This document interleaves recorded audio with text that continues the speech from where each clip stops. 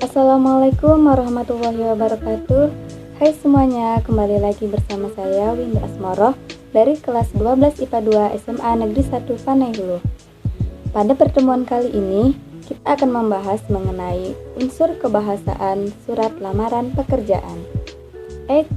Sebelum itu jangan lupa untuk like, comment, and subscribe my channel untuk membantu kalian mempermudah mencari informasi seputar ilmu pengetahuan yang saya posting. Baiklah, langsung saja kita simak penjelasan berikut ini. Tapi sebelum itu, mari kita ucapkan bersama-sama, belajar bahasa Indonesia itu asik. Unsur kebahasaan surat lamaran pekerjaan. Surat lamaran pekerjaan dibuat untuk dikirimkan kepada badan usaha atau instansi guna mendapat pekerjaan atau jabatan sesuai dengan lowongan yang ditawarkan. Kaidah kebahasaan dalam penulisan surat lamaran pekerjaan haruslah efektif, sopan, jelas, dan tidak perlu bertele-tele. Maka dari itu, terdapat ketentuan-ketentuan yang harus diperhatikan dalam surat lamaran pekerjaan terkait dengan bahasa yang digunakan.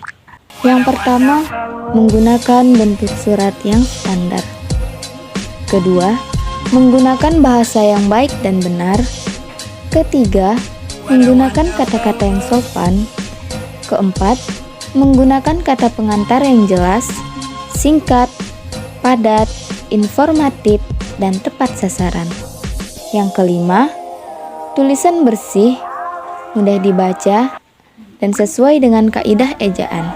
Dan yang terakhir, melengkapi bagian-bagian surat dengan norma bahasa surat, seperti penulisan unsur hal, tempat dan tanggal lahir, alamat, salam pembuka, isi surat, salam penutup, tanda tangan, dan nama terang. Perhatikan contoh surat lamaran kerja berikut ini. Di sini, kita akan menganalisis unsur kebahasaan surat lamaran pekerjaan. Yang pertama, tanggal surat. Penulisan tanggal dimulai dengan nama kota yang diawali huruf kapital, lalu diikuti tanda koma. Tanggal ditulis dengan angka, bulan ditulis dengan huruf kapital, dan tahun ditulis lengkap dengan angka. Yang kedua, lampiran. Dalam lampiran harus ditulis juga jumlah dokumen yang disertakan pada surat lamaran tersebut. Kata lampiran ditulis dengan huruf kapital di awal dan tidak boleh disingkat. Setelah itu, diikuti tanda titik 2 dan diakhiri jumlah dokumen tambahan. Lampiran tidak perlu ditulis apabila tidak ada dokumen yang disertakan pada surat tersebut. Ketiga, perihal.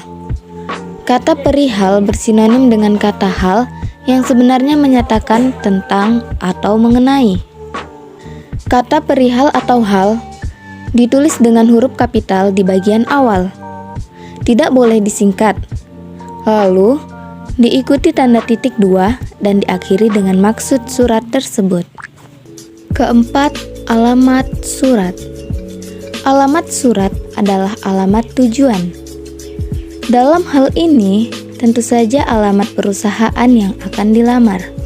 Penulisannya dimulai dengan yang terhormat atau biasa disingkat dengan YTH, lalu diikuti nama jabatan kepala personalia atau direktur personalia. Kata sapaan bapak atau ibu boleh digunakan, tetapi harus diikuti nama. Kata jalan ditulis lengkap, diikuti nama jalan dan angka nomor jalan. Setiap baris tidak diakhiri tanda baca. Kelima, salam pembuka.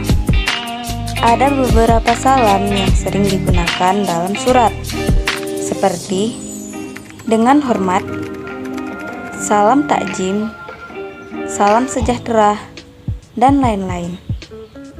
Dalam surat lamaran, salam pembuka yang digunakan adalah dengan hormat, karena surat lamaran termasuk surat resmi.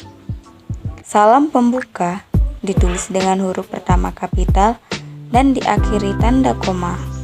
Keenam, pembuka surat.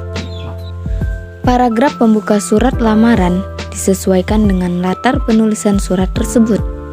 Apabila mengajukan lamaran berdasarkan iklan di media massa, si pelamar harus mencantumkan nama media, tanggal terbit, dan jenis pekerjaan yang dilamar. Penulisannya dapat dimulai dengan pernyataan sesuai dengan, sehubungan dengan, berdasarkan iklan, dan lain-lain. Hal ini berbeda dengan pengajuan atau inisiatif sendiri yang penulisannya dapat dimulai dengan ini, dengan surat ini, melalui surat ini, dan lain-lain. Ketujuh, identitas pelamar. Penulisan identitas pelamar dimulai dengan nama, tempat tanggal lahir, dan alamat. Semua kata ditulis dengan huruf pertama huruf kecil, kecuali nama pelamar dan kota. Setelah kata tempat, diikuti tanda koma. 8. Penutup surat. Bagian penutup surat berisi harapan atau ucapan terima kasih. Huruf pertama pada kata sapaan harus memakai huruf kapital. 9. Salam penutup.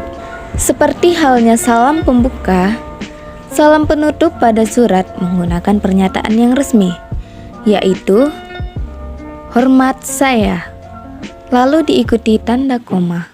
Dan yang terakhir, tanda tangan dan nama pelamar. Huruf pertama pada setiap kata nama pelamar ditulis dengan huruf kapital. Dalam hal ini, tidak huruf kapital semua, tidak di dalam tanda kurung, dan tidak digaris bawahi. Demikian penjelasan singkat yang dapat saya berikan. Semoga bermanfaat dan dapat menambah wawasan kita seputar surat lamaran pekerjaan. Terima kasih telah menonton video saya. Apabila terdapat kesalahan dan kekurangan, saya mohon maaf. Saya akhiri, wabillahi taufik wal hidayah.